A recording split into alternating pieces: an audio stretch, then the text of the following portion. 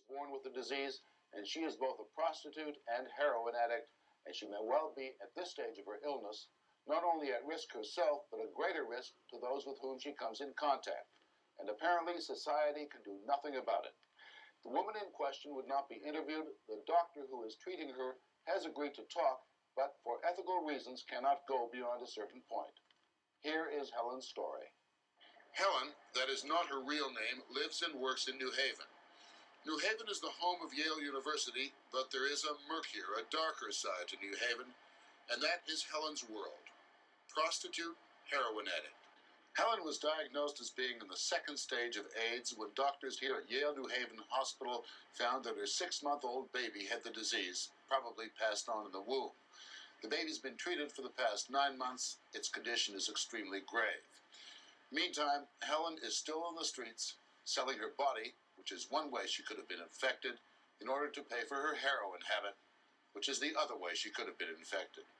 The doctor treating both mother and child and conducting research into AIDS at Yale New Haven is the head of immunology, John Dwyer.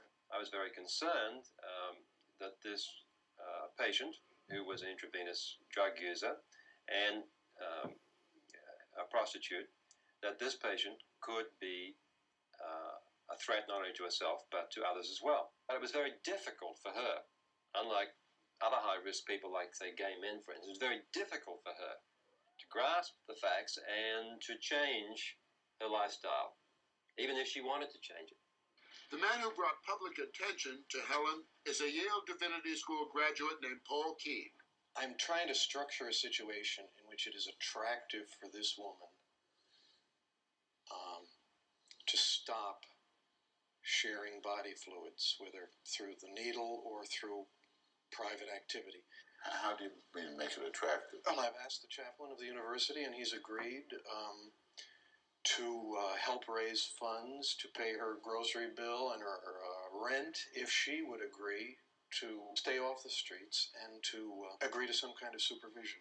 Helen is in that cycle of despair. Her only source of income, prostitution. Her only source of relief, the heroin needle. A condition that is beyond the power of the strongest medicine.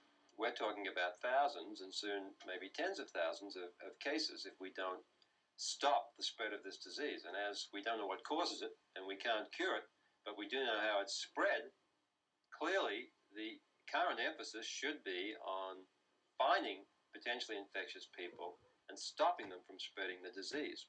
But that's not easy to do. The only way someone can be identified as positively having AIDS is in its third and final stage, when the body's immune system is broken down and the patient is dying. But there's an earlier, a second stage, which strikes many more people. In this stage, there are symptoms of AIDS, but because the immune system still functions, the patient may not succumb, but can still transmit the disease.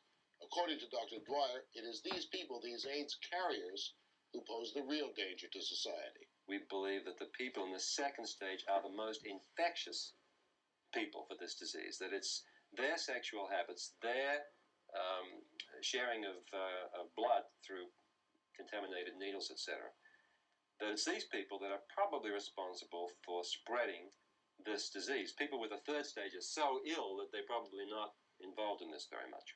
According to Dr. Dwyer, Helen is in that highly infectious second stage of AIDS. What's worse, her life as a prostitute and a heroin addict puts at risk both her clients and the addicts with whom she might share needles. So what to do?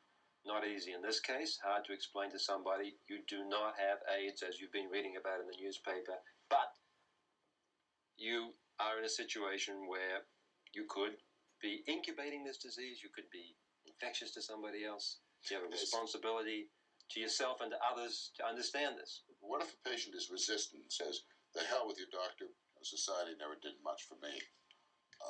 I don't feel any obligation to protect anybody else. What can you do? Very little. If the doctor is powerless, the police are not. Prostitution and drug addiction and the security of New Haven citizens are part of the routine of police work. Surely the police can find a way to keep Helen out of circulation.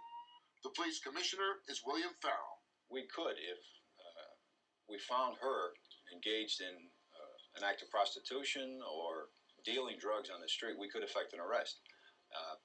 take the person into custody, but basically it's only for a short period of time. And then what would we do with them? She has a right to make bond, and once they go on bond, they're out. What about drug addiction? As far as drug addiction, it's not a crime to be addicted to drugs. So this is as big a dilemma for you as it is for the medical establishment. Yes, it is, but probably in this case, it's a bigger dilemma for the police because we're supposed to know what to do in every case, and this is a very puzzling type of situation. As I understand it, there's a possibility this woman really isn't interested in being kept off the streets, in if you like, protecting society from herself. It's not within my power to order this girl or any other girl out there to wear a scarlet robe or anything like that, so that we could identify, stay away from her. She has a disease. It's terribly frustrating when we're dealing with more and more sick people with a disease that we can't cure, to know that the disease is being spread and we can't stop this happening, and the health department can't stop it. And the problem that we have is, as a state agency, we can only collect data on those folks that we actually know have AIDS. Dr. Douglas Lloyd is the Commissioner of Public Health for Connecticut. He says there's nothing the state can do about Helen.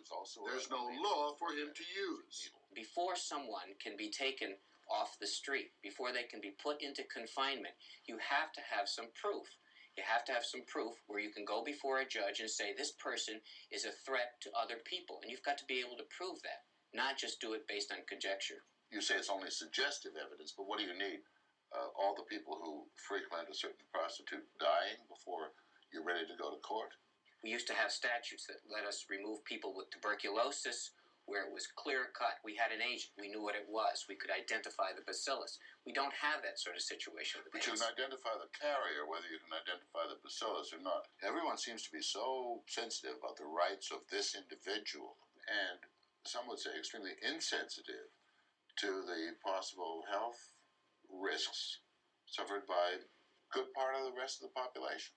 When the health risk becomes so outstanding that the greater public good is served by removing a person from society, then society usually acts. The prevailing feeling in the public health community is we do not have enough evidence to be able to say that we should restrict a person's activities based on the fact that they may have AIDS.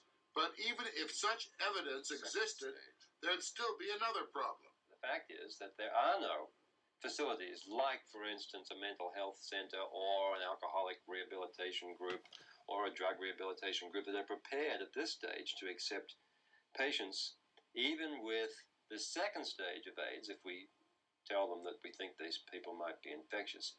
There's nothing that allows you as a physician, or the state, as the state, to put this person into some kind of protective custody that both protects her and protects society. Because there's nothing currently that can be done.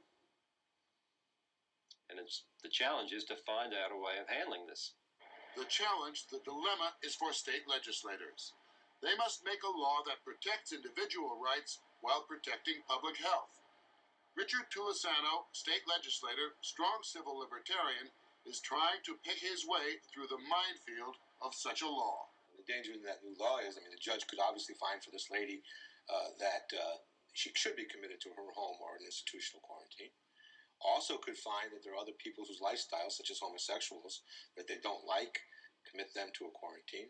And so we run a real risk that a law designed to protect the public can be turned against it. We know that we're dealing with a prostitute who is a drug user, whose baby was born with AIDS, and who herself has been diagnosed as having second stage AIDS. Well, the question is... It would is... seem on the face of it she is a clear threat. It would seem on the face of it she's a clear threat. We will have to have medical evidence to the fact that she does have a disease. There is medical evidence. We have the head of immunology at Yale New Haven Hospital. Well, they've got to be prepared to testify in a court of law, even if it's our probate court, that this person is a danger to other people within the style of living they're operating under. If that is the case, I think I can craft a law which will allow us to restrain that person's movement to some extent.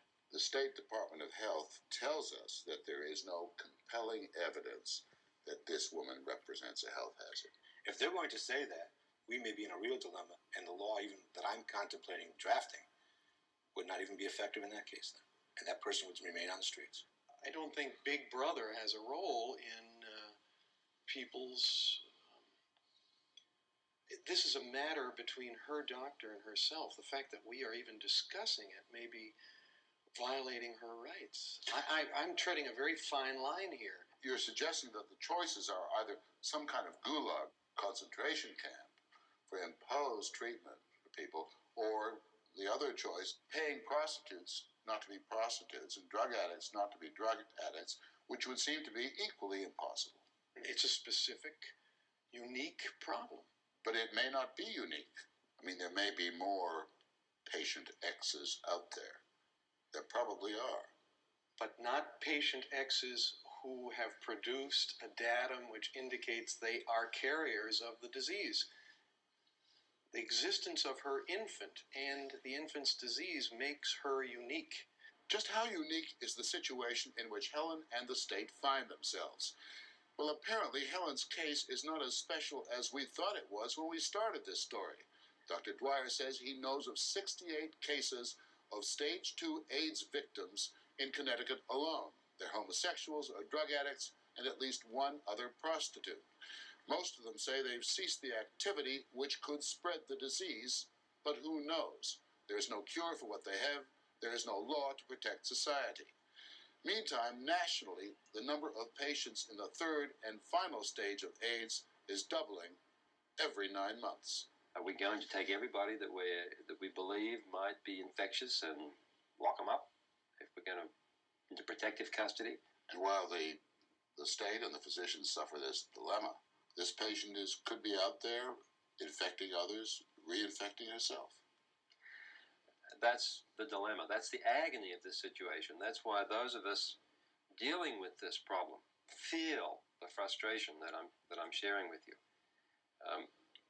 It's obviously not always possible to help a patient if they don't want to be helped. It could be that Helen will get some help. Last week she was arrested for possession of narcotics. She's agreed to go to a state hospital to begin a drug rehabilitation program, but in 4 weeks she's due back in court to answer the narcotics charge. After that, who knows what will happen to her.